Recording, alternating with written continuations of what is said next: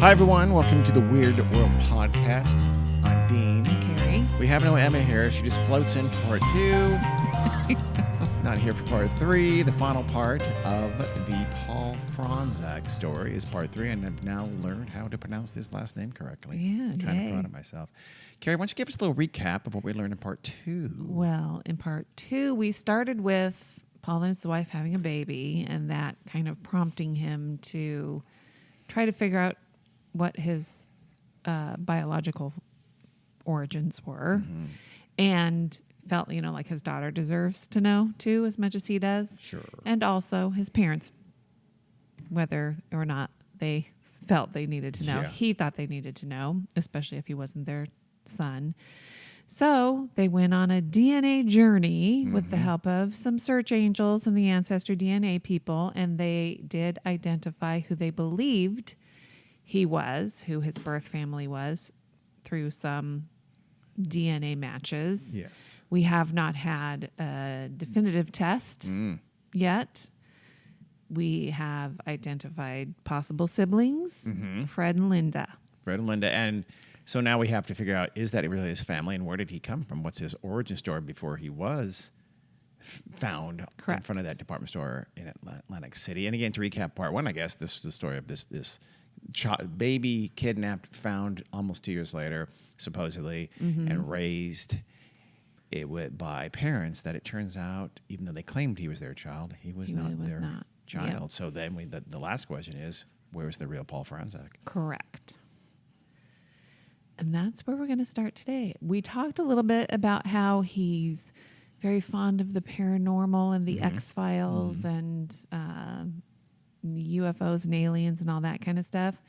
So after he found out what is possibly his true identity, a twin named Jack Rosenthal with a twin sister named Jill who is missing. So we've got lots of missing people in this story.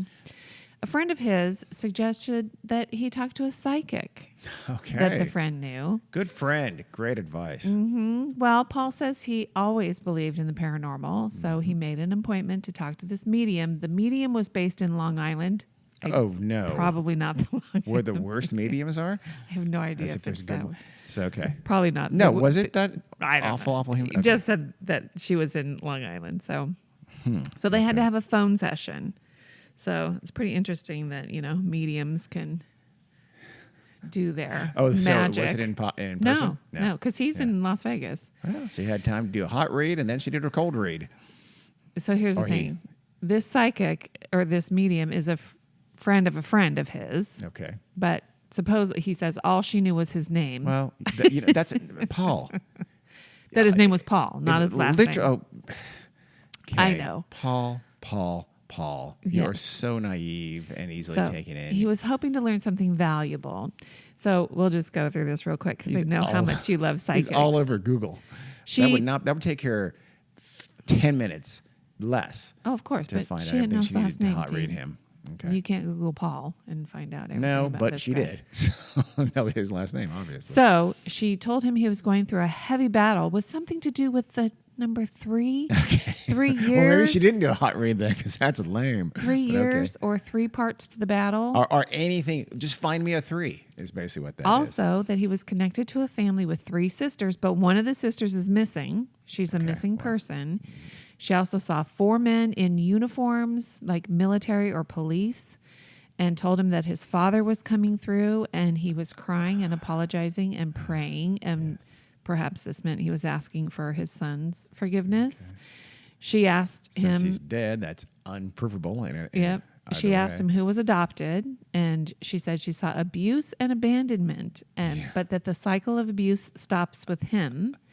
Then she told him he was one of two. Yeah. And then, was he a twin? She told him he needed to forgive to move on with his journey, and he needed to go to the water. The water. They always do water because there's never no place, unless you're in a desert, there's water nearby. He's in a desert. Obviously, so he's not. And Carrie, it can be a bathtub, a sink. Well, a no, pipe. because she said he needs to put his feet in the ocean, and that would be a conduit for what I know not. Okay. So that's it. That's what he got from the from the psychic. That was hugely helpful. Yeah, not help at all. But so he believes he's Jack. And remember, that's the shit she threw out that has been recorded and come down to us. There's undoubtedly other shit that she threw out that was just, they said, well, I don't understand what that means, so you just don't report it. Yeah. No, I don't believe in psychics, and I just think it's interesting. They're horrible people. Yeah. But it's very fitting with his personality, and he believes no. There's no, you've mentioned that a lot, so there's no, has there, in anything you read, is there any hint that he thinks there's something supernatural, paranormal to do with his kidnapping or his disappearance or whatever his, No. Okay. No, but he was fascinated with UFOs and aliens growing up. I'm surprised he didn't wonder or put in his book or whatever that he may have been something to do with aliens. No, he said as a child he did wonder, am I an alien? Yeah. Did they plot me down into this family? But those were childhood, fantasies, imagination. He didn't. Plenty of adults think those things as well. No, I know, but not him. He didn't grow up believing that. So, but so now he's got another mystery to solve. Where is his twin sister Jill?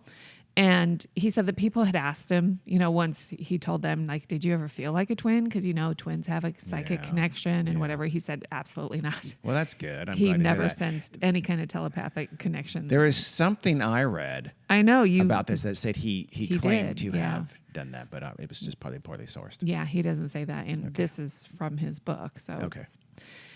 So his birth parents, Gilbert and Marie, they were long dead. Gilbert died in 1995 at the age of 61 from cancer. And then Marie died in 97, also 61, and also of cancer, I believe. You said 91 for the father. He was 61? 95 at 61. 95? Mm-hmm. Oh, in 1961. Yeah, in 1995 at the age of 61. Oh, okay. And Marie died in 1997, and she was also 61. So she was a couple years younger than him. Okay. So Gilbert was buried. Well, he had been in the military. He had actually been in the Korean War. So he was buried in a veterans cemetery, and he was also a sheriff's officer in Atlantic City. So those kinds of things were on his headstone or whatever. Still, his burning questions are, why did they abandon him? And what did they do with his sister Jill? So they've proven beyond a shadow of doubt that Gilbert and Marie were his biological parents for sure. No. Oh. This is just, this is the family that they're pretty sure he's from. They need to be absolutely sure. Fred's DNA. They need to get either Fred or Linda to test. But we know Linda's not helpful. Correct. Okay. And so far, Fred's not all that helpful either. So but he hasn't talked to either of them yet. But so they found Fred and Linda. That's what we're going to talk about next. We need one of them to test. Fred shut him down when one of the search angels contacted him.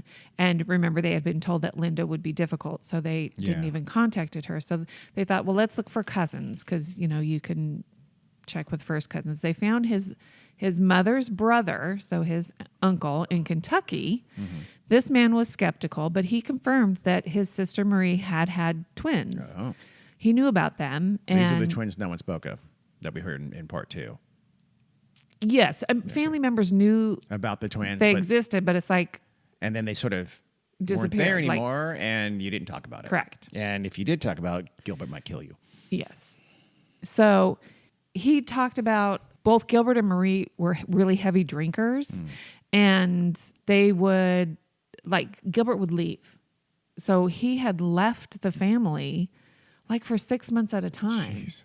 And, here she's stuck with all these kids, and she's having a hard time paying their rent and feeding the kids, and she's drinking really heavily. So this is all from her brother. And he said it was a terrible situation, but Gilbert always came back. Yeah. So because he's a classy guy in the end.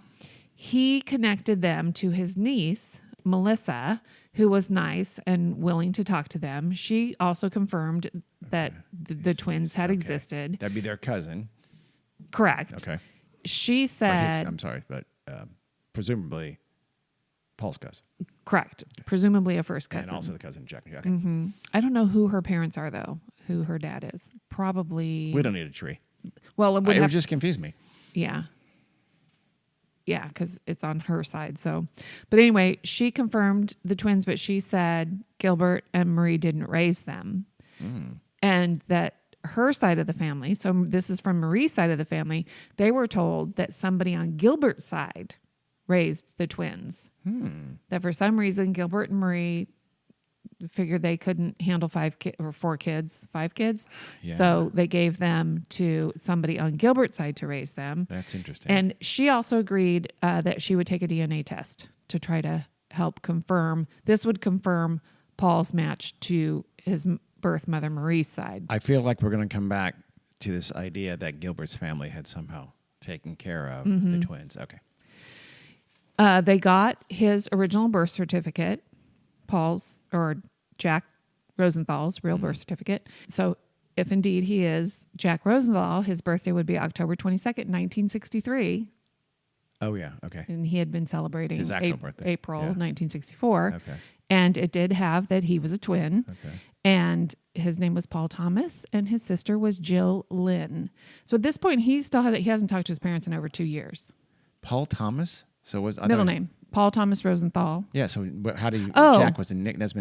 Would be Jack Thomas Rosenthal. Oh yeah, You probably put Paul. yeah, Okay. typo. Sorry. Type. Okay. Good catch, Dean.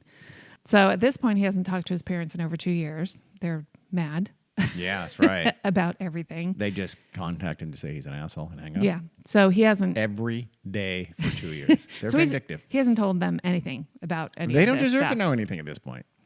Well, they do, but they don't want to know. Okay. So I get it that he's not calling them. I wouldn't either. Yeah. If I were him, I wouldn't call him until I had information about their son. And then I call and say, I have information about your son, and they hang up. It'll cost you $100,000. Nice. You turned into a greed. Okay, I know. Carrie. I'm joking. So George Knapp, that KLAS TV reporter that you have a high level of respect for. I do. He's a fine journalist. He wanted to, run a story with an update on the case because this is big news. Yeah. But- Although, in fairness to him, I think this is at the time he still was. He was a local was. journalist or local television broadcaster, I have to say. Yeah. So he ran the update. Somebody from the FBI saw it, and they contacted his parents. The FBI Paul's parents. contacted Paul's parents Oh, okay. to tell him, Paul's hey, so supposed Paul's parent. not your kid. Huh. So at this point, his mother calls him. She apologized for how they raised him. Oh, how they raised. She went. I thought she was going to apologize for the last 2 years. No, she Yeah. went all the way back. Yes. And explained that initially when they were, brought together, they were still having a hard time. It hadn't been that long since Yeah. their baby was kidnapped. They had a stillborn baby before that. Totally get it. All that kind of stuff. So everything was difficult for them. I understand why they did what they did. Mm-hmm. So they kind of came back together at this point. So back to cousin Melissa. She said she had heard the twins were given to someone on Gilbert's side of the family, but she didn't know the details. She didn't, she would have been very young herself. Other family members had been told by Marie, Paul's possible biological mother, that the twins were with her mother, Jenny. Huh. Family member ran into Jenny. Jenny asked the other family member how the twins were. This family member would have been from Gilbert's side. And she goes, "Are you talking about my breast? I don't understand. What do you mean?" And she said, "What are you talking about? I thought they were with you." So Oh, clever. So If that's intentional. they were telling each side of the family Yeah. they were with Yeah. the twins were with the other side of the family. which does imply intent. Yes, everybody's getting a different story out of Gilbert. Because and Marie. right, if you So say they're lying. They're if you say- lying. if you tell your family they're with the in-law family, you have no reason to see those people in all likelihood. So okay. Yeah. So you're not going to wonder why the twins are never there. So all the various family members are starting to realize they were lied to, and they didn't even want to think about what could have happened to the twins. But they knew that the twins weren't treated well Yeah. by the parents. So Paul, Are you going to go into that? yeah, Okay. Paul speaks to Lynn. She was married to his uncle on his father's side, Leonard. Remember, they talked to her Yes, before. that's right. And she was shocked that one of the twins was still alive. She said she'd only seen them a few times, and she remembered seeing burn marks on their arms. And she's the one that spoke to her family doctor about it, saying, you know, my in-laws have these babies and I think they're being abused. And he told her it was basically none of her business, that she should stay out of it. Mandatory reporter didn't exist. No, but you know what did exist? Human decency. Correct. And this guy failed miserably. A lot of people failed miserably in this case. A doctor, and they say they were being physically abused, and you say, mind your own business, and you're a piece of shit. Well, her daughter, Melanie, was a little bit older than the twins, and they talked to her. She said she remembered seeing the twins when she was little. She said they were always screaming and crying, and one time she went into their dark bedroom, and she saw them in wooden cages. Screaming. And then she said the next time they went back, the twins were gone. So the way I picture the wooden cages are like, back in those days, playpens were wooden. Yeah, so they put it upside down. Makeshift. Oh, you're right. Or they could have put a makeshift structure atop of it to not let they true. could get out. If they would have been. It depends on their age, right? It would have been. I mean, they were babies. They were babies, so they probably wouldn't have got. But they're just being. Yeah. In case they made a break, in case they tried to Shawshank it. Well, I mean, why would they put year-old, 18-month-old babies can crawl out of their cribs. Okay. So, So her dad told her that he thought they had killed the twins and buried them. Wow. And told her, don't ever mention them again. It's our family murder. It's our family child murders. Well, he said it would start a family war. Yeah. Guess what's worth a family war? Infanticide. She was 5. And No. I mean the father. No. I know. Okay. But I'm telling you, he's telling her this at 5. And this is Leonard. Mm-hmm. So she said that they thought the twins were, and I'm not going to use it, but it's the R word. So some sort of, which is something that developmental Gilbert impairment and Marie had said, claimed. Mm-hmm. Clearly, if it was Paul, that's not true. Correct. Paul said he tried. Although he does go on coast to coast himself. You know what? No, never mind. And he's a big fan of Rush, too. Hey, that's the point in his favor. Paul said he tried to summon, very old childhood memories of being abused, but he just couldn't. He would have been too young. Well, I mean, you don't have memories roughly before the age of 3, so it's not. You can't summon them. No. You can imagine them, and many people do, but you can't summon them. No, because they don't exist. Yes, Melanie told Paul that she believed them leaving him out in front of that store was the best thing that could have ever happened to him. That his family was terrible. I wonder though who left him in front of that department store. My guess, I'm not convinced that it was his parents. Yeah. So Paul does some research and he finds some newspaper articles about his Rosenthal grandparents, Harry and Bertha. Mm-hmm. And there's lots of turmoil and bad stuff. There are suicide attempts, arrests, because back in those days you were arrested after you tried to commit suicide. Yeah, Bertha.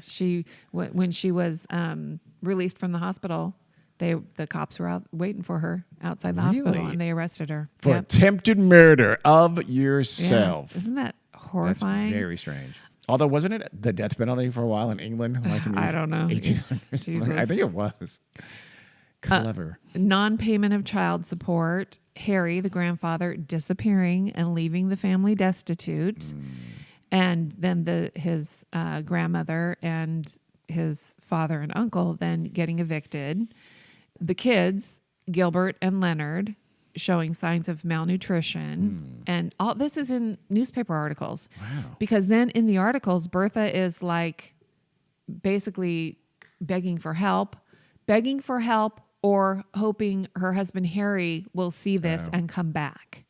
And I guess apparently Harry had left because of a $1,500 debt that he couldn't pay to probably some unsavory kinds of people. It's actually a pretty good reason to leave. Mm-hmm. So, he's reading about all this kind of stuff, and this is how his birth father if Gilbert is his birth father. This was his childhood. He repeated the process. Yes, and it was terrible. So actually, the psychic was right. Well, after Googling Paul Fronczack, whose name she for sure knew. So he's not sure what happens after that. Obviously, not everything is documented in newspaper articles, but clearly they didn't starve. And apparently, Bertha got remarried. So she married somebody else. So around this time, Paul reaches... Bertha is the real hero of this story, I feel like. I don't think so. Okay, maybe not. So Paul reached out to his younger brother, Fred. Fred was confused. He thought when he was contacted by the search angel people that it was a scam. He didn't think any of it was true. So when Paul contacted him, he said, did you know your parents had some twins? Yeah. You knew you had 2 sisters, but you also had another brother and another sister. But he's younger, isn't he? He's younger. Okay. So he would not have had that memory. Correct. And he said he had no idea that there were any other kids. So that's plausible from him. It would be less plausible coming from Linda. Yes. And his older brother. Well, Linda was born in 1961. So she would have been, she would have been like, she was a small child. 4 and 5 and 5.5 or almost 6 by the time they disappeared-ish. So that's enough to have, for sure, memories. She would have been, they disappeared in 65, 64. So what was it? 65. He was born in 64. It was 65. Like 18 months. No, he was born in 63. Oh, 60, okay. So, he was abandoned in 65. Okay, so 4-ish. So she would have been 4. Okay. So that's pretty young. Yeah. It's plausible. Okay. I mean, it would be weird. That you don't remember your siblings? Yeah. Your twins, siblings? But not impossible. You're right. Absolutely not impossible. And Karen, the sister who has already passed away by now, she was younger. So yeah. So Fred was about 5 months old when Paul was abandoned. So he was born, but obviously he was an infant. So, but what this means is that the family really did never speak about them. Yeah. At all. Yeah, that's right. Because they would have like, what now? You want to know about my twins? My twin siblings? What are you talking? Yeah. So Paul gave him his name so Fred could Google him and read, like about the psychic. Okay. And he wanted Fred to see that he was a real person, all that kind of stuff. Yeah. So, so Fred could look and see what Paul looked like. He said he didn't think they looked anything alike at all. And Paul said, we did do a DNA test with a cousin, so we're still waiting for those results. But he did send Fred a copy of the article that announced the birth of the twins, because Fred was even skeptical about that. Like, my parents never had twins. Well, here's actual proof that they did have twins. Yeah. They just never told you about them. So Fred sent Paul a photo that he had that was dated 3 months before the twins would have been born. And this was his way of saying, see, this is a picture of my mom and she wasn't pregnant. Huh. He was saying his mother didn't look pregnant. It was just too hard to tell. Yeah. He didn't think she was pregnant because he didn't think she had twins. And he didn't want her, because you're saying terrible things about your mother, so who somehow got rid of twin siblings. So when Paul got a copy of the official birth certificate for the twins, he sent copies of them to Fred so that Fred could see those, because it's got the parents' names on there. Fred contacted him and said he was sorry. He said he felt sick about what his parents had done. And, now he believes it because he's been given all this proof. And he really wanted to know what happened to Jill. Yeah. Paul was hopeful, by Fred's kind of about face, that they could actually have a good relationship with his brother, because he didn't really have a great relationship with his other brother, Dave. So then Paul wants to contact his Uncle Leonard, the one that everybody says is kind of mean. His daughter, Melanie, the one that was helping them, said her dad told her it would start a war. She told him that her father, Leonard, was evil. And that she had a very abusive childhood, and if she never saw him again, it would be too soon. So Leonard would have been someone who, I don't know, was supportive of them getting rid of the twins, potentially. Theoretically. Her mother, who was Leonard's wife, they said that Gilbert was not as bad as Leonard, but that Gilbert still wasn't great. Mm-hmm. Well, he did abandon his family for significant lengths of time. Gilbert. Correct. Mm-hmm. And they told him that Leonard went to live with Gilbert after his wife divorced him and kicked him out. And so Paul thought, oh, well, maybe he did have something to do with it. If he was this horrible person, maybe my parents weren't so horrible. It was Uncle Leonard stole who the did twins it. and put one of them in front of a department store in a nice outfit. Who Not knows? likely. There were a whole lot of people, middle-aged men with suspicious adoption stories coming out of the woodwork, contacting the FBI, thinking they were the real Paul. Because remember, the FBI had announced they were reopening the Paul Fronczack kidnapping case. Mm-hmm.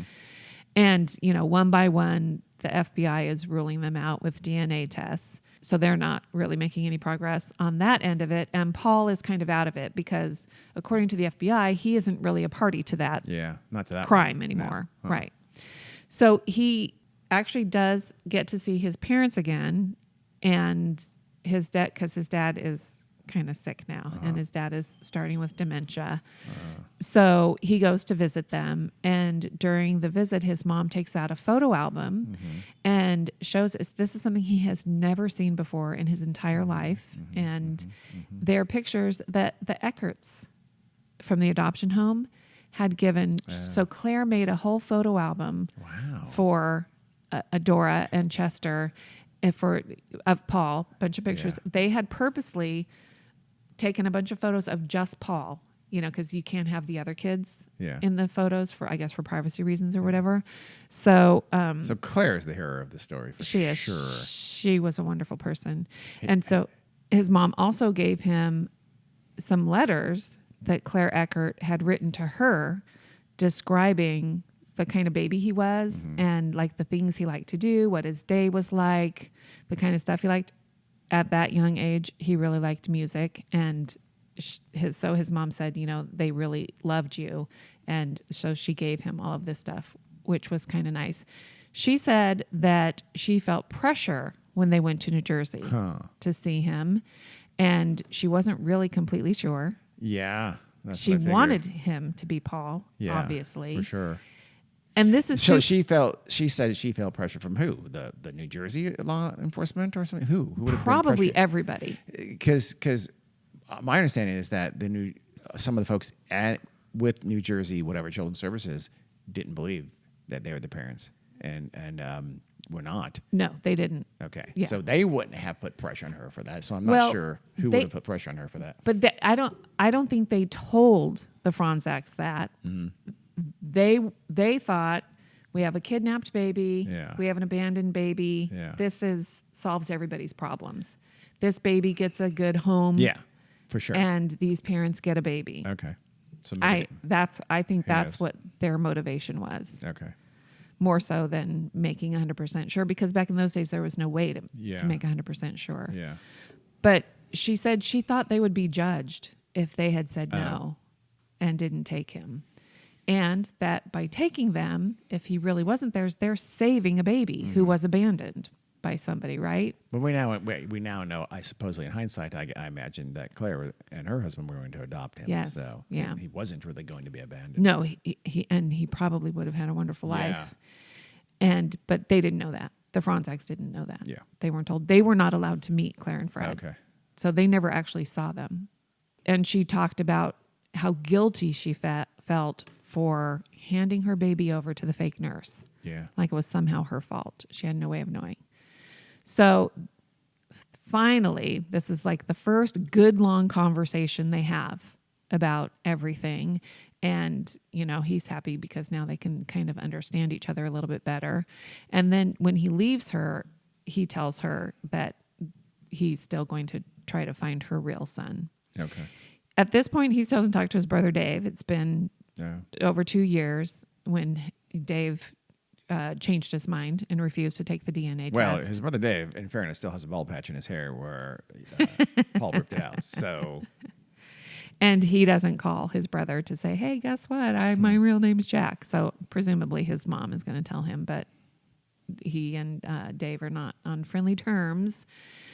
So he has more conversations with Fred now that Fred believes him. And Fred says that their family was dysfunctional, that they didn't ever sit around and play games or, eat dinner together. He said they kind of had money. They weren't super poor. Because he was a sheriff's deputy or something like that by this point? Okay. Yep. He said they took... He wasn't at the time of when Jack and Jill disappeared, though. I don't know what he was. I don't think he was to be a honest. cop yet. Fred said they took vacations and like he and his dad would go to Phillies games and stuff like that. He said, but they were never enjoyable. Like nothing was ever fun. Well, Phillies, I mean, just kidding, Philadelphia. And he said they had things, but they didn't have love. So that's really sad. In 2015, Paul travels to the East Coast to meet some of these various family members who had helped him. He goes to meet Linda. He decides he's going to contact her, even though everybody says how difficult she is. And he said it went kind of well. She was a little bit quiet and reserved. She described their family, and it was pretty horrible. He really felt sorry for her because she had to live in that family her whole life while he under horrible circumstances. But he didn't have to live with that bad family his whole life. She said nobody liked their father, Gilbert. Nobody went to his funeral. That their mother was glad when he died. They apparently were still married. They stayed married the whole time. And she said she didn't have any contact with Fred anymore. So when he left, they planned to go to lunch the next day. And then he goes back to his hotel room. He gets a message from Fred that Fred didn't want to meet with him because he was supposed to meet with Fred too. He didn't believe they were really family, but even if they were, he would feel the same way. He wouldn't want to get together. And so then Paul's all like, okay, whatever, Fred. Wow. And then he calls Linda to say what time they're going to go get lunch because he's going to take Linda and her daughter to lunch. She doesn't answer the phone. So he thinks, well, at least he reunited Linda and Fred because they probably talked to each other. I don't understand Fred's attitude. I can kind of understand. I can understand Linda's attitude more if she did remember her siblings. Yeah. In which case, she must feel an unfair, but a certain amount of guilt because she knew what was going on with him for the first horrific 18 months of their lives. Yeah. I mean, she certainly should have no guilt about that. No, for sure not. But you can see how she could. And that they were, she probably never knew in her life that if she did remember the twins and suddenly they disappeared, she had to have assumed the worst. Yes. Right? Not that they were left in a department store. 100%. She would have assumed they were killed. And what Paul assumes, and I kind of agree with him, is that they were both afraid of this dark family secret because now they know about it, whether Linda knew about it before or not. She knows about it now, and it's a horrible thing. It makes their family look like horrible people. And because his story has been so public, their family is going to be made public about how horrible they were. Well, so that's what he thinks. You can counter that by being not horrible. Correct. And being not horrible would have been to reconcile. Yeah, you can go be interviewed by George Knapp and Barbara Walters and say yes. Yeah. So he wants to talk to Uncle Leonard. That's risky. It is risky, but Paul takes risks. So he thinks Leonard probably knows, right? Because Leonard went to live with Gilbert and Murray. For sure, that was when the twins were still in the house. That could have been after.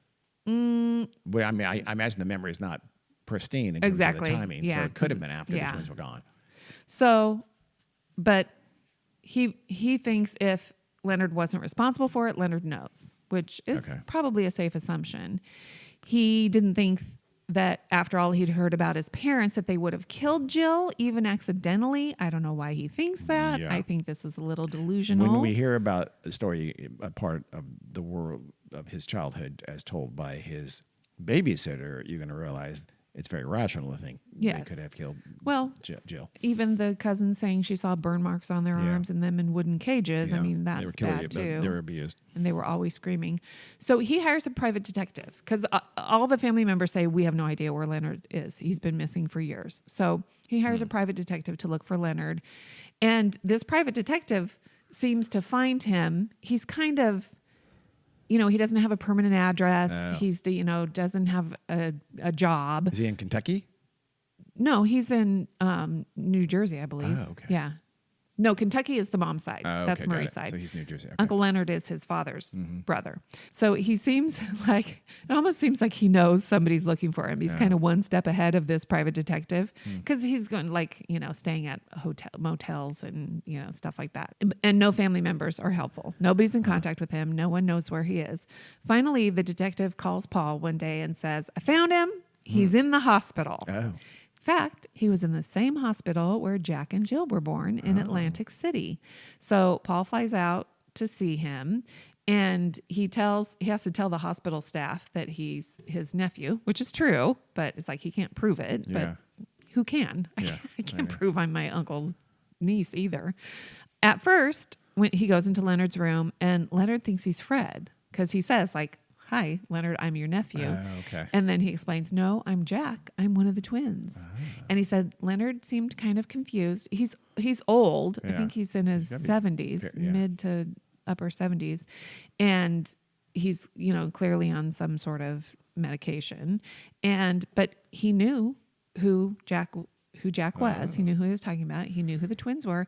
And he was surprised, and he was kind of happy to see him. He didn't say, I thought I killed you. No. Okay. So Paul is there. Obviously, he wants to get information about the twins. Think he was a ghost? No. So he's kind of just talking about stuff, beating around the bush. And it doesn't really seem like Leonard knows what happened to the twins. In their talk, Leonard portrays himself as the nice guy who would have raised the twins himself if Gilbert and Marie would have given him them. He told Paul a story about how one weekend he and his parents and Marie's parents went to visit Marie. I don't know where Gilbert was, unplanned. So Marie wasn't expecting them, which honestly, I'd be pissed off if I had a bunch of kids and my parents and in-laws, people just showed up out of the blue, but whatever. So when they get there, they ask to see the twins, and Marie says they're upstairs. Yeah. And they said, well, can you bring them down? We want to see them. So Marie, probably huffs and puffs upstairs, pissed off. She walks down the stairs holding each twin in, one twin in one hand, one twin in the other hand, by their wrist. They're just hanging. Yeah. And he said, like you would hold a dead chicken by the neck. Jeez. Is how she's carrying these twins. And then when she gets to the bottom of the stairs, she drops them and just says, here they are. And Leonard said the boy was naked, stands up and runs over to him and Leonard grabs him by the leg and just like won't let go. So this tells you they're at least a year-ish old, right? Or a little bit more, because at least Jack was walking. And then when Paul asked him, what about the little girl? Leonard said he couldn't really remember anything about the little girl. So other than she got carried downstairs and dropped. So that's kind of all he gets out of Leonard. And because Leonard is saying things, like the nurse is trying to kill me, and the typical. So Leonard's paranoid. Yes. Okay. Yeah. So they kind of thought he was going to die, but I don't think whatever was wrong with him, it wasn't that big of a deal. So he thinks, okay, maybe what happened is Jill was accidentally killed. Yeah. And they had to get rid of me. And they had to get rid of me. Why? I don't. Well. Why? It's easier to explain. We gave the twins to be raised by someone else. We gave one of a twin set to be raised. That is kind of weird. Maybe that's why. Yeah, I don't know. The whole thing is weird. But so he thinks, okay, then maybe they buried something in the yard of the house they were living at. So he hires a company with ground penetrating radar to check the yard of the family's old house. He tells them he's looking for old family heirlooms. He doesn't tell them the truth. I'm looking for a body, a skeleton, a small one. When the guy was actually there doing the work, he tells him the whole story, and he does tell him that he's looking for, the remains of a small child. And the guy doing the penetrating radar flags the spot, and he said, this could, because I guess the radar does disruptions in the soil and it does something like hollowness that. and it can't go very deep though. So so they find a spot that he says possibly could have human remains. So later he contacts the owner of the lot to get permission to dig in this spot, and it's been a while. I think it's been several weeks, and because when they get there, like the X that they marked the spot with or whatever is gone or whatever. So he doesn't want it to look like a big production. So he thinks, I'm just going to fly there, go to Home Depot, get some shovels, go do it himself, which is a little delusional. That would be difficult. But across the street from where he is, there's like a construction crew taking a break. And so he goes over and says, hey, any of you want to make a little money helping me? I need to dig a hole over here. Jeez. And so one guy says, yeah, I'll come do it. So it took him, so this guy said, I have an hour to do this. So they dig a hole 6 feet by 4 feet and then 6 feet deep. Oh, wow. And they get down, because this is in Atlantic City, so they get down so far that water is seeping in, salt water is seeping in. And they're finding things like little shards of, dinner plates and stuff like that. And so, but finally when they get down to where the salt water is seeping in, they do find some bones. So he just like puts them in a bag and he takes them to, he Googles forensic anthropologists in Atlantic City. And he finds bones. He takes the bones to this forensic anthropologist who identifies them as animal bones. And this guy tells him that a 2-year-old's bones would probably have already just become dust after 50 years. He said they aren't like adult bones. They're pretty, I guess, they not wouldn't hollow, but they're just not as sturdy. Yeah, they're not as hardened and developed as, an adult's bones are. So, if anything, though, that's kind of a good outcome. At least it gives the potential that Jill is still alive. So he gets a call from a woman named Susan. She says she was an old neighbor of his family in Atlantic City. And they meet face to face. And she tells him that she had babysat for his sisters. His mom had asked her to babysit for her 2 little girls. And so when she gets there, the mom says, the girl, this is Linda and Karen. They're allowed to have whatever they want to eat. And don't worry about the twins. They're upstairs. Yeah. Like last second. Yeah. Like do this. Here's when Linda and Karen get fed. We're leaving by, and by the way, there's twins are upstairs. Leave them alone. And can you imagine that? I mean, no. She's insane. Wait, what? Twins? So there's 4 kids and there's twins upstairs and they're not, and clearly he's like, don't just leave them upstairs and ignore them.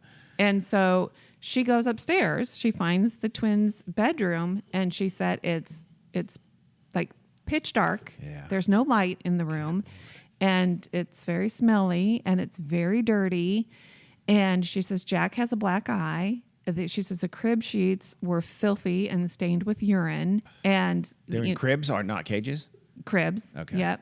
They hadn't been changed. They were filthy dirty. They had bottles of curdled milk. She said it was just absolutely disgusting. And she said they just didn't react to her like normal they're babies would. Their entire life, they've probably been ignored and abused. She said she picked up Jill and it was like, no even like relief. Like, oh, this nice person has me.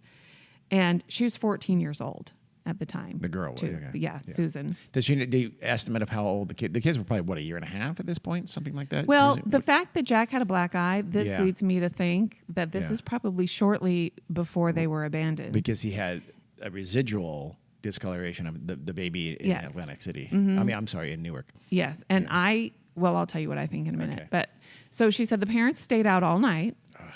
And she actually cleaned up the babies, washed all of their stuff, gave them fresh milk or whatever, fed them, and stayed with them all night. In fact, this wasn't in the book or anything, but you told me that she called her sister. She called her sister to help. Yeah. And so our sister watched the 2 kids that were not horrifically abused in a dark room. She took care of the kids. Cleaned up the twins and watched them.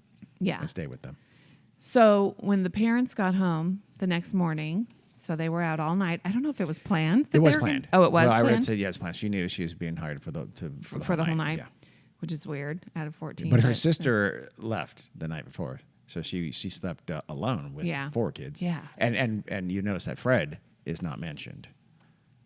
Fred would have been 5 or 6 months old. The theory is that so some people have cast aspersions on her story from that, but other people say, well, they may have he was a very, they're leaving 2 kids who are old enough to be sort of independent. Correct. Yeah. You want the kid with the 2 twins that need diaper changes, we don't care about. So we have one kid who's a little more difficult. Yeah. They left him they had family in the area. Yeah, so. Fred could have been with her mother or his mother. Exactly. That's not that weird. Oh, yeah. We know Fred survived. Yes. So she said when the parents got home, she said that Gilbert didn't really talk to her at all, but Marie was furious for her having interceded with the twins, because she said, I cleaned up the twins and all that kind of stuff, and she said Marie smelled. She said they both smelled like alcohol. Yeah, wow. and Marie was furious when she went furious at her for taking care of her children. Something she had never done in her life. Yes, and Susan said it broke her heart, and she knew. At 14, these kids were abused, neglected and abused. She told her mother, and what are we going to do about this? Her mother told her it was none of her business. I don't know that if he was a sheriff's deputy at this point or not, but I wonder if Gilbert had a thuggish, don't mess with him kind of a reputation. I'm sure he did. Yeah. But she said... she lived in the same area, the same neighborhood, the same, almost not a complex. I think they were very small detached homes, like affordable housing at the time, is my understanding. So they lived very nearby. Yeah, she was a neighbor. Her mom was probably afraid of Gilbert. Probably. She said she didn't know what to do, but she felt horribly guilty her entire life, and she'd always wondered what happened to them. Yeah. And she was, beyond relieved that he survived. She had no idea what happened to Jill. She never saw them again after that. Another implication, which also implies that they were taken away very soon after this happened. They probably thought, okay, she's going to blab. We got to do something about these 2 twins ASAP. That's my theory. Yeah. That's what Marie thought. And so, so that's kind of the end of it. Of the Atlantic City side. So have they verified, even by DNA, that he for sure is... With the first cousin. Jack. Yes. Yes. So he is Jack Rosenthal. Yeah. So Paul Fronczack was actually born Jack Rosenthal. And he, for some reason, was put in a nice outfit and put it in a stroller in front of a nice department store in Newark to be, presumably by someone who wanted to make sure he was taken care of to some extent. And Jill, they never know by who. You never know by who. No.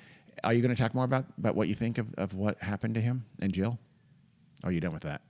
No, I think what kind of everybody thinks is, this could have been the inciting incident. Susan babysitting. That's what I suspect too, I kind of suspect Marie more than Gilbert even.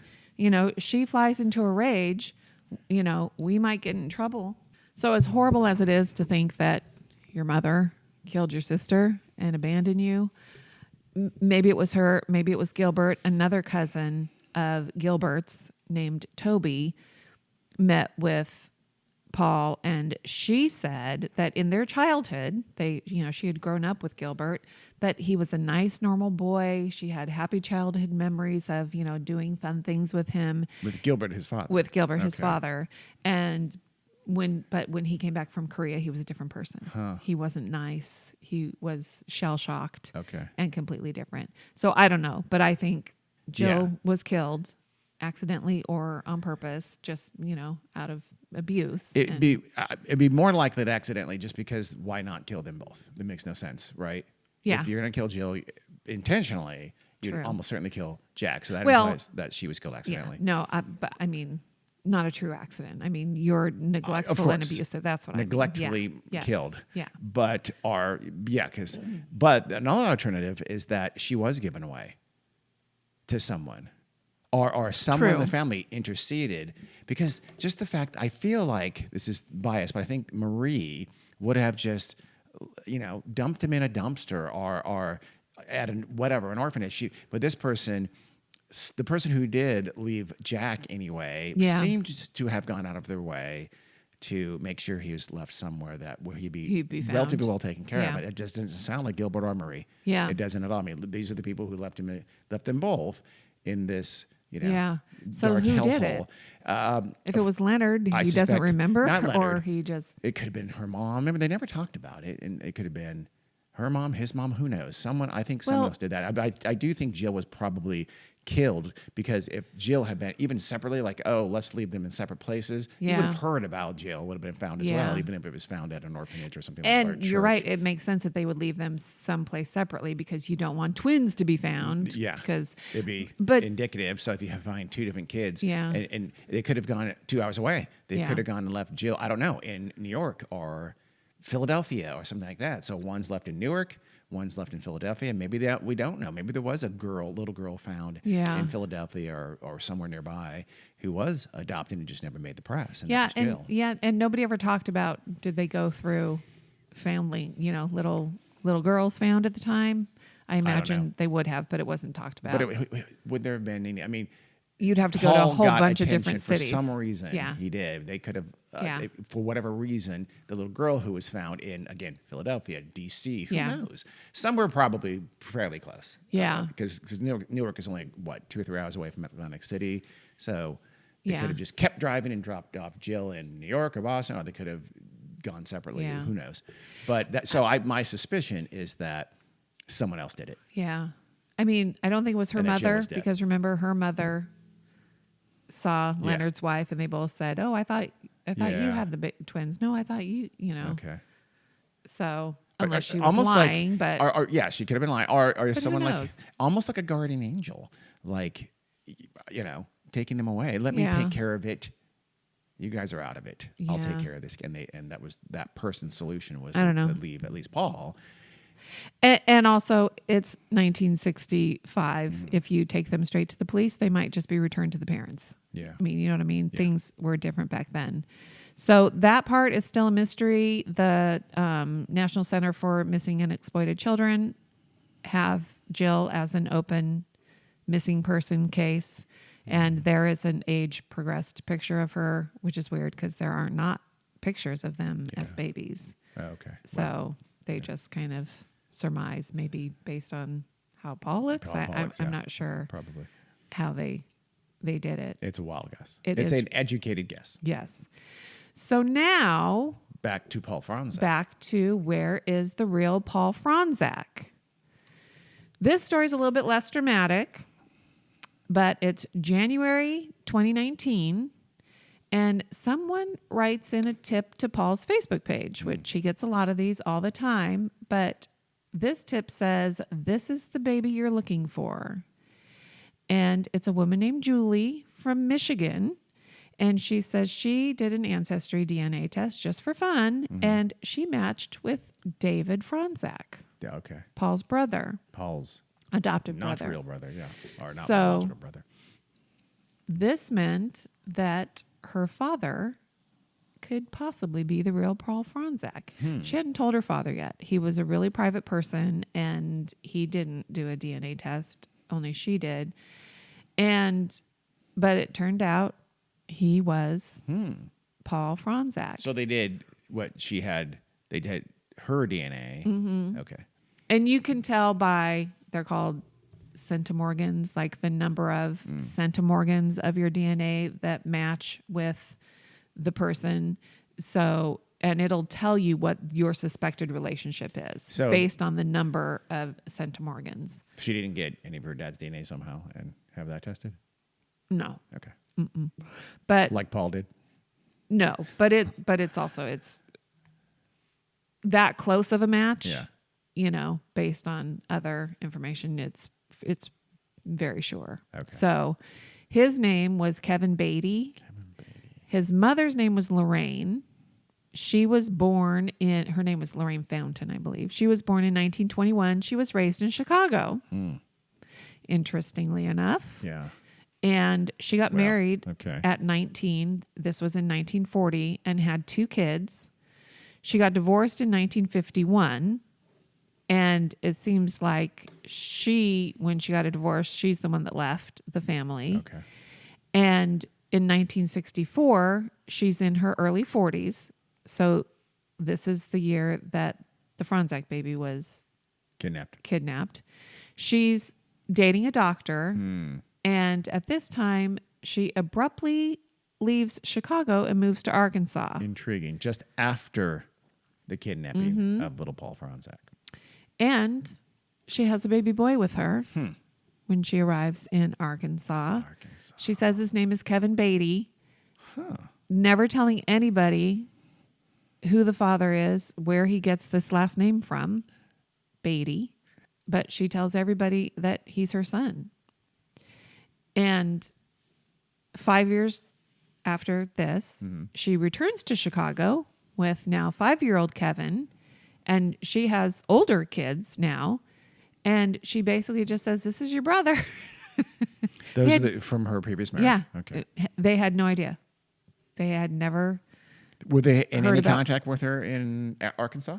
I don't know. Little? Yeah. Not really sure. How old were they? I mean, she said 41, so they would have so this is now 1970. Oh, okay. So she got married in 1940 and got divorced in 51. So she could have had them in the early to mid 40s, something like that. She probably had them in the early 40s, I'm guessing. So by the 60s, they're adults. Grown up. Okay. Yeah. So she remarries again after moving back to Chicago, and everybody said she was an angry person. She was not a nice mother, that Kevin was afraid of her.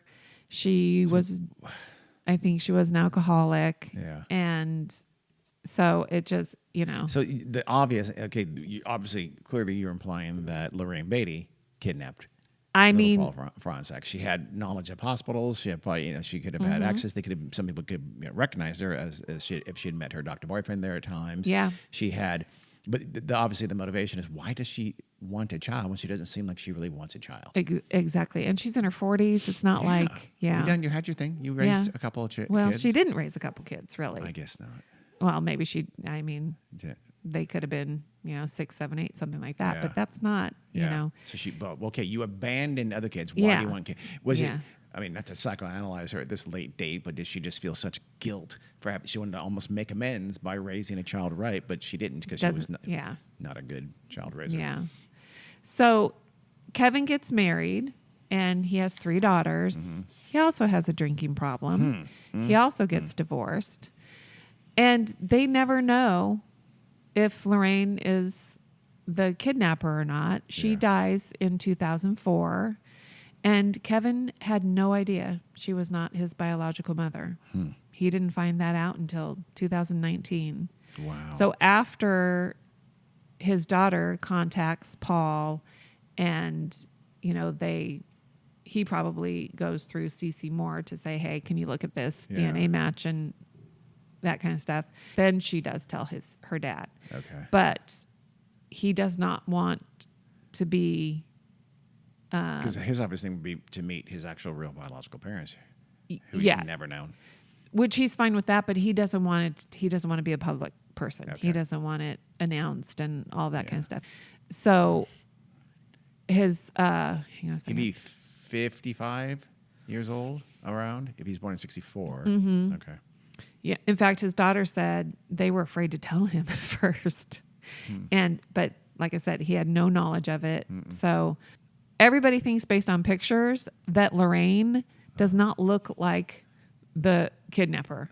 She doesn't match the composite picture of the description of the nurse. That's the composite picture from 1964 technology. The composite pictures are still pretty trash, but which I think hold that against her. I think, didn't they say something I read that said that they described the nurse as being shorter or taller than Lorraine, the fake nurse who kidnapped us. I mean, I can't remember. Do you remember? Something like that. Shorter or taller. It's like, okay, so you were a few inches off your estimate of the person's height, who you saw for a fleeting second. Yes. The people who saw her, she's like, "What are you doing here?" Or her mom, Paul's mom, would have been lying Yeah. down in bed, Yep. fresh with a baby on Yeah. her. And the So cab driver. it's ridiculous. Yeah. The cab driver, These we've are all the seen her people sitting that. down. Yeah. So Yeah. that's silly. I don't know. To me, there's zero question Lorraine Beatty kidnapped Paul Fronczack. I think it was her too. I mean, people said that she might have had a connection to some mob kidnapping ring and stuff like that. Yeah. It's very silly. That's true. I did read that as well. It's like some guy came forward and said, "Yeah, no, she was kidnapping kids for a mob kidnapping ring." Yeah. And the heat came down about this case in particular, so she had to keep it and move to Arkansas. That's the stupidest thing in the world. Yeah, It's I just don't some think asshole so. looking for attention.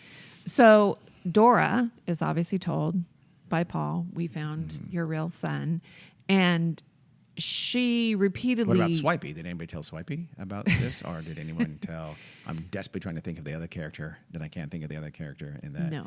Oh, she has a monkey. Monkey. The monkey. What's the monkey's name? I don't know. I don't know. Is this a tangent? Yes. Okay. So Dora didn't want to do interviews regarding finding her real child. Her husband has died. Chester died. Okay. And This is now 2019, 2019. Okay, still.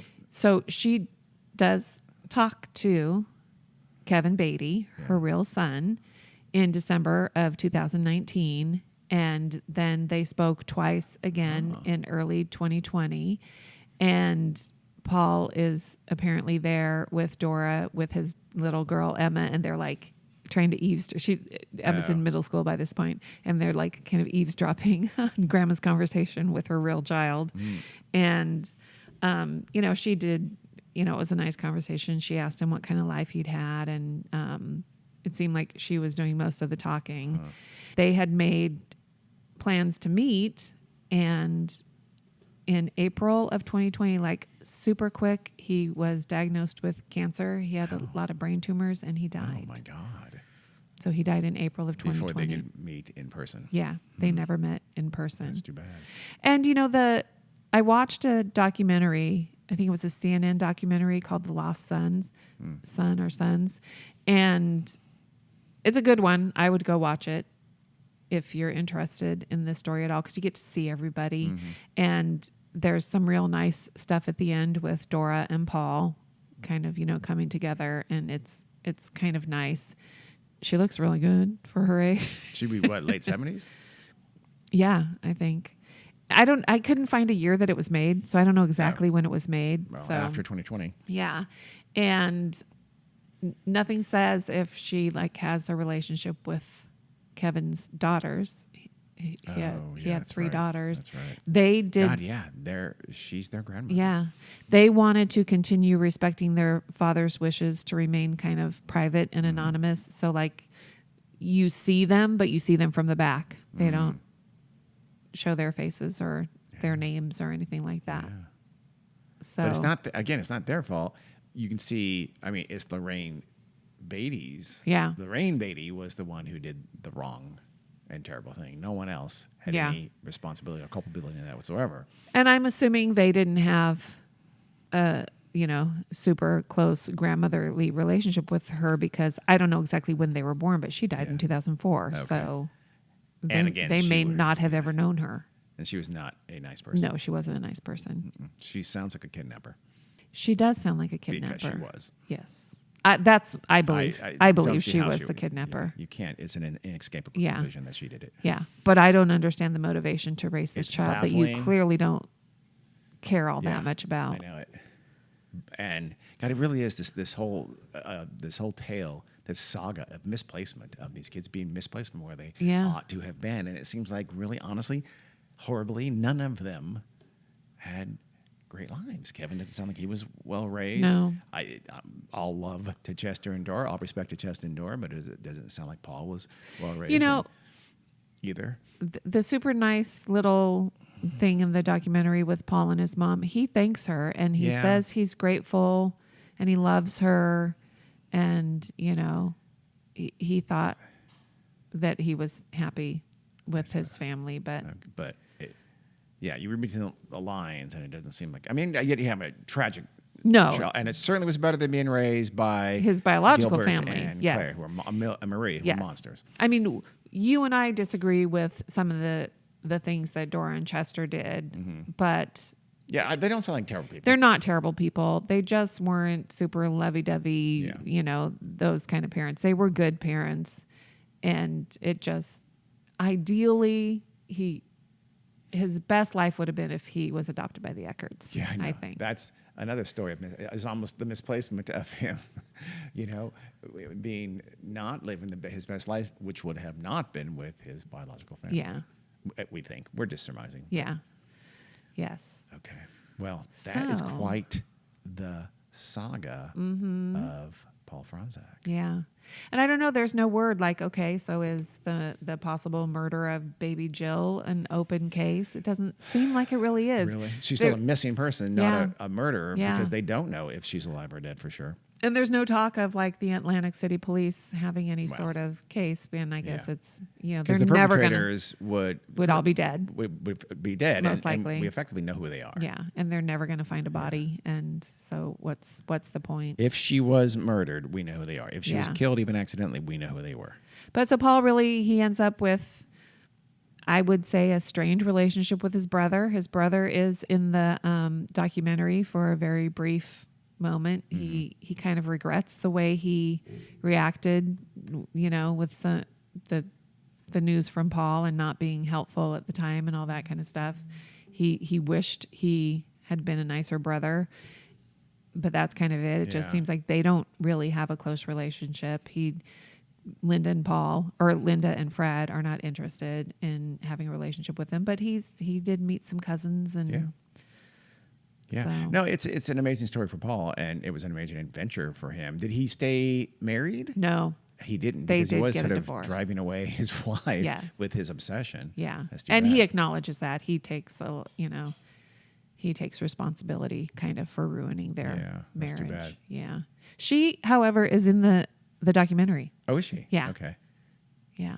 Okay. So Well, thank you for that. You're welcome. Story, It's Carrie. a saga. It is a 3-part saga. Unusual no for me. less. It is unusual for you. Not for me. My next one's going to be a 3-parter as well. I think you'll enjoy it. Not quite as uplifting of an end. All of yours was kind of a quasi-uplifting ending. Yeah. Okay. Well, thank you, Carrie. You're Until welcome. next time, thanks for listening, everyone. Bye.